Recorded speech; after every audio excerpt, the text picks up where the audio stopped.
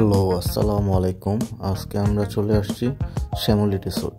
এটা হচ্ছে শ্যামলী রিসোর্টের প্রবেশের গেট। চলুন ভিতরে দেখে আসি কতটা সুন্দর এবং মনোমুগ্ধকর পরিবেশ।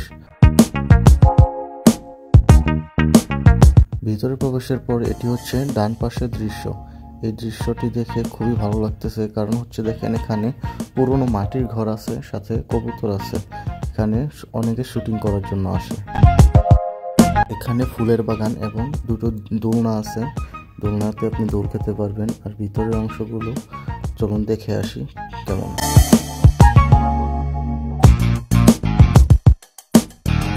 ফুলের বাগান করা আর ফুলগুলো খুবই সুন্দর লাগতেছিল আমার কাছে।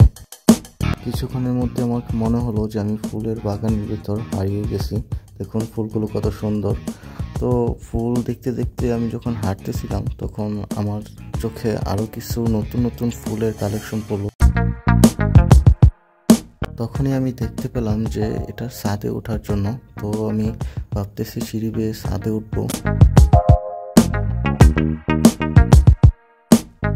এই রিসোর্টের ছাদ থেকে আরো সুন্দরভাবে দেখা যায় পুরো রিসোর্টটা।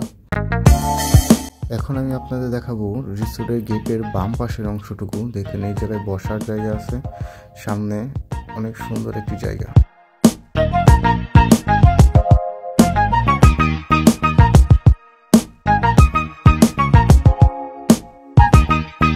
আমি আশা করছিলাম এই রিসোর্টে আরো বড় একটি সুইমিং পুল থাকবে, তবে আমি হতাশ হলাম। তবে এই সুইমিং পুলটা আমার কাছে ভালো লাগছে, একদম ইউনিক আকারে, খুবই সুন্দর এবং ছোট আকারে হলেও।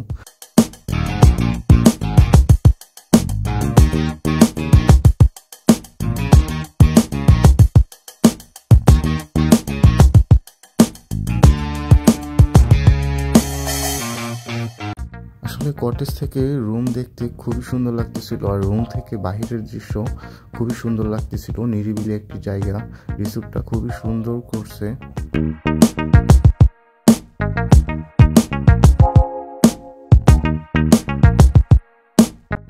এখন আমি আপনাদের দেখাতে যাচ্ছি, এটা হচ্ছে রিসোর্টের একদম শেষ প্রান্তে। এখানে একটি পুকুর তৈরি করা হয়েছে, এখানে হয়তো বা মাছ চাষ করে, আর ফুলের বাগান আছে। এটি হচ্ছে বাচ্চাদের খেলার মাঠ মোটামুটি বড় ছিল, ভালোই লাগলো দেখতে। হঠাৎ করে আমার চোখে পড়লো এই অযোগ্য সাপটি। প্রথমে ভাবছিলাম এটি কি সত্যি নাকি, পরে বুঝলাম এটি আসলে তাদের নিজস্ব তৈরি করা। তবে গেটে যাওয়ার রাস্তাটাও খুব সুন্দর করছে, দুই পাশে খুব সুন্দর সবুজ শ্যামল। এই জায়গায় বসে আপনি আড্ডা দিতে পারবেন, খুবই সুন্দর একটি জায়গা। তবে রিসোর্টটা ওভারঅল আমার কাছে ভালোই লাগছে।